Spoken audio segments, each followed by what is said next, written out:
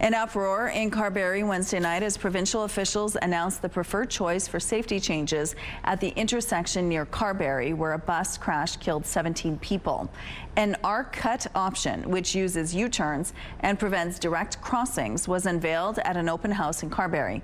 But as CTV's Jeff Keele shows you now, area residents on hand were furious about the plan and pushed for a different solution. A meeting in Carberry was heated as residents overwhelmingly voiced opposition to the recommended option to improve safety at the intersection where a crash killed 17 people. They don't want to spend money on rural lives, and they don't want to actually listen to any rural voices. Potential upgrades at Highways 1 and 5 have been studied since the horrific bus crash near Carberry 2 years ago. Engineers hired by the province and Transportation Department officials presented the preferred plan at an open house in town.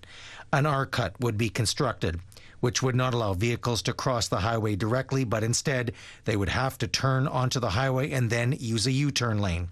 Department officials say this reduces T-bone collisions. That makes the type of crash in the event that somebody makes a mistake much more survivable than at a traditional intersection. But the dozens of area residents who filled this gymnasium pushed back on the plan over concerns the R-cut is confusing and could be hard to navigate for large trucks. Is anyone here from the community actually for the R-cut? No. I know you're saying it's safer. Right. None of them will agree that that's safer.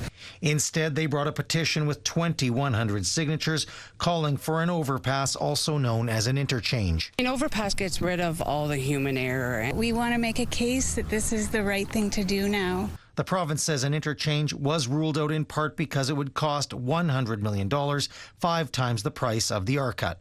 But it's also a treatment that's much more appropriate for traffic volumes that are much higher than what we see at this intersection. The recommendation for the R-cut, the petition, and the feedback against it will now be considered at the political level before a decision is made. Jeff Keele, CTV News, Carberry.